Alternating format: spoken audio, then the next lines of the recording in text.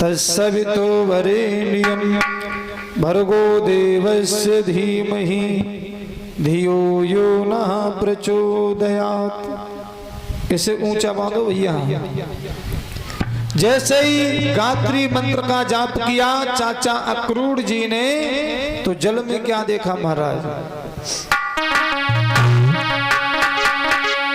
अरे डुबकी लहरें बारंबार जल में मोहन पड़े दिखाई।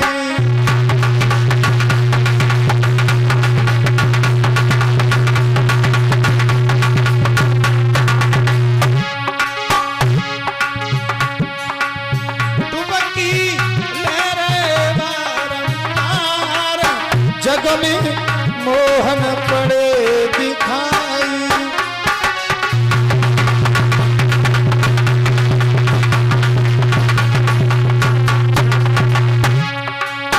क्या देखा परीक्षित महाराज चाचा अक्रूर जी ने?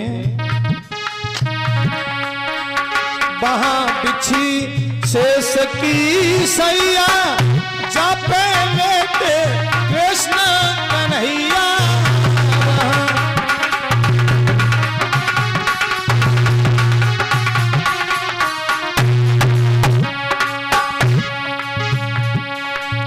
लक्ष्मी रही है पैर दबाई जल में मोहन पड़े दिखाई।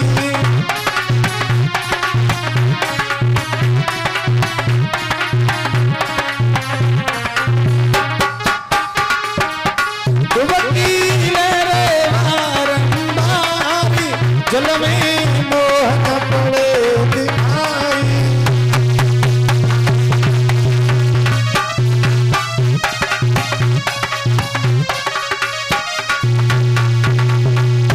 चाचा अक्रूर जी ने जल में क्या देखा?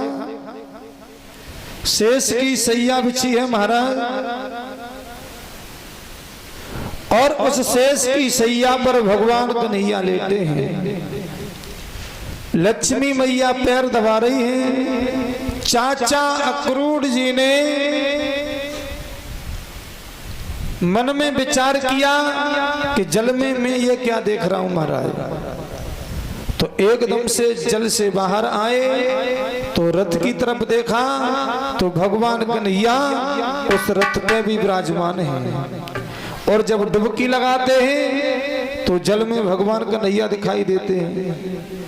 और जब रथ की तरफ देखते हैं तो वहां भी भगवान कन्हैया दिखाई देते हैं।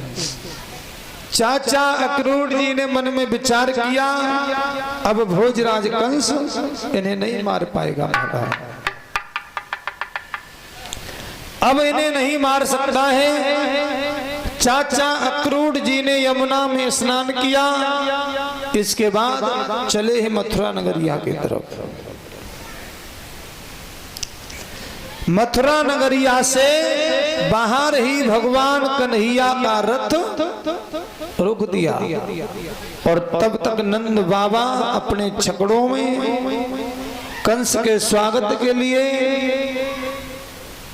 और धनमाल भर के ले गए महाराज।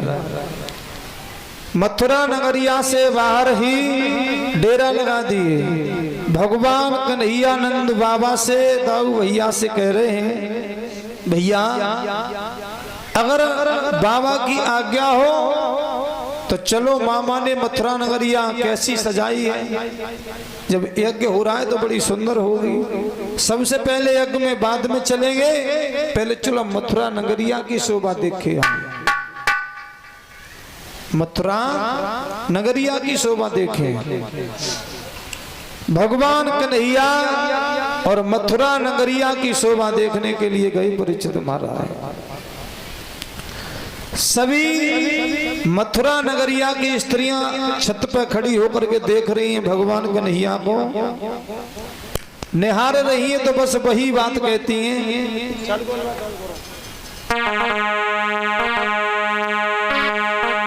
अरे देखी ले वे